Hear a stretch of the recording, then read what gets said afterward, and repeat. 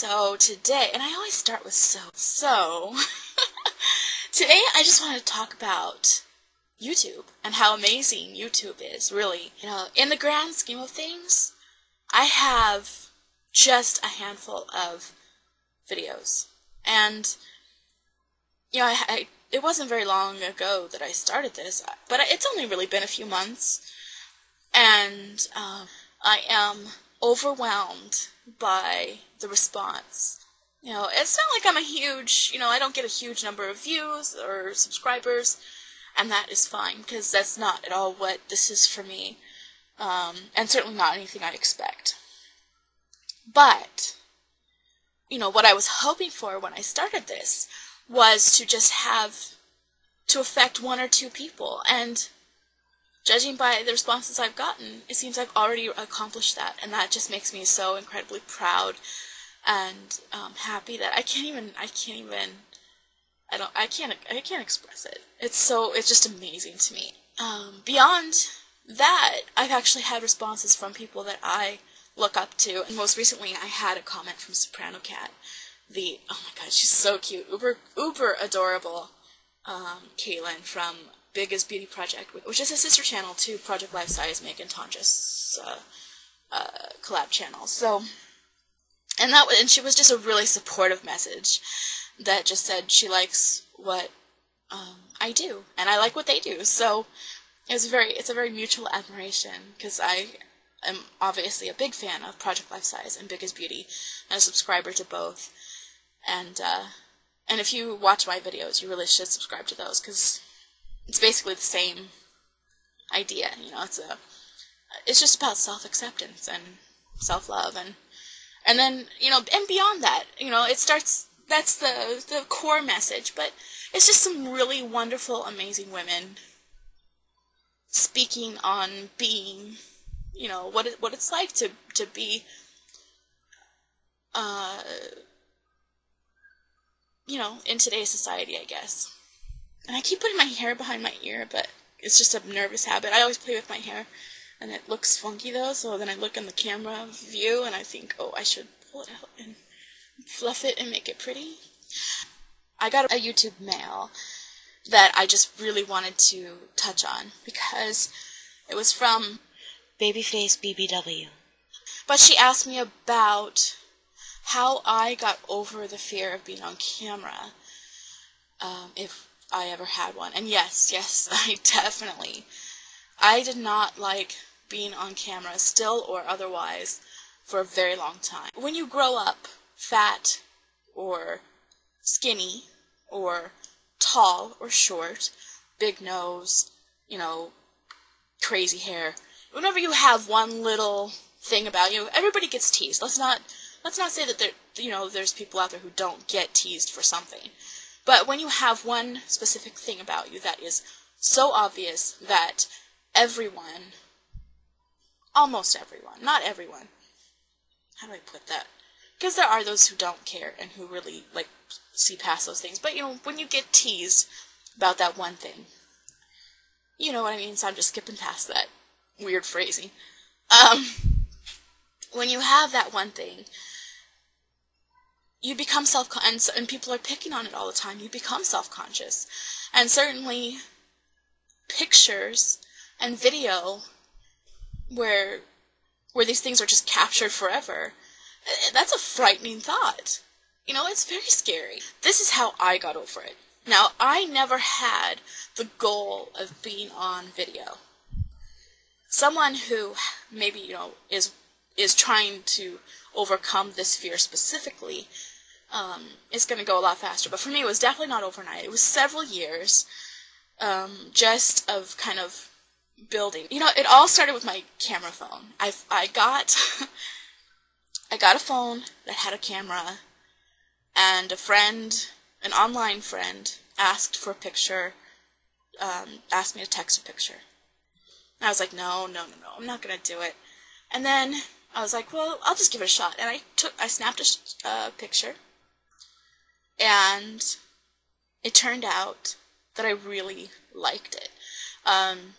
It was sort of an odd angle and sort of abstract, because it didn't show, it was like it was it's a camera phone, so you don't see yourself. I didn't have, some of them have a little, like, metallic thing you're supposed to use to be able to see whether you have yourself in frame, but mine didn't. So, I snapped this camera, or this picture, blindly, and, it was very flattering. And, it was the MySpace angle thing. So, and that's really, I think, the best way to start, is just to take pictures of yourself from a flattering angle, with good lighting. Make sure you capture yourself in the best possible way. And then, from there, I shared that picture. And I shared it in places that were safe. Of course, nowhere is completely safe, but I shared it with friends that I already knew. I shared it, on a game forum where I had friends. Share it on BBW appreciation sites. Things like that. You start out with those kinds of pictures where it would be impossible to not have positive feedback, kind of a thing. And now, I don't want to say that I'm saying that we should all hide ourselves, but in that beginning stage, if you are afraid of the camera and afraid of people seeing your pictures, then you want to start small. You want to take those baby steps. But yeah, so start small, start with those kinds of things, and then, work your way up. And you take better pictures, more accurate, more realistic photos, that show you full on and in your full beauty.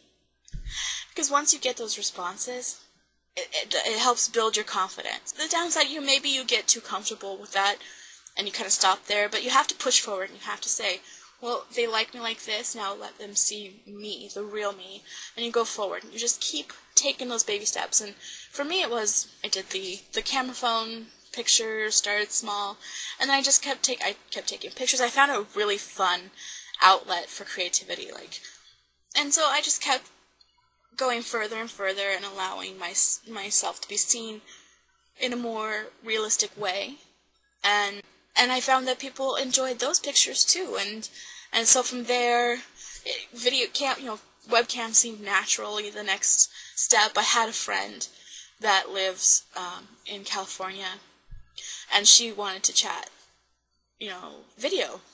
So she actually bought me my first webcam, because I was like, no, I'm not going to do it. And so she sent it to me. And it was just like the cheapest, $5 clearance bin cam she could find.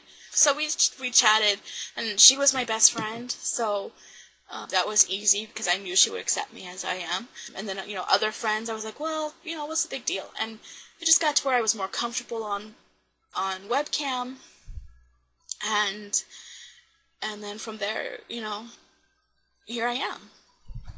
But, video is really, making that jump from stills to video is also very scary, because stills are so easily, I don't want to say manipulated, that's not what I mean, although they are, but it's very controlled. Because if you don't like a still, you take 20 stills and one of them will be good and the rest you throw away, and that's that. But on webcam or on video, here I am, and I can edit it to a point. You're going to have bad angles, you're going to have the light hitting you strangely, and if someone stops while you're talking, your face is all funky because you've been because you're expressing, and that's just what it's about. That's what video is for. Because now that I've gone through my process, let me say that the best advice I can give is to only do what you are comfortable with, and not let people keep you from letting yourself be heard. So don't let people push you too far, but don't let them push you back either. You are in control. Just be strong, be confident, and never let anyone tell you you're not worth it.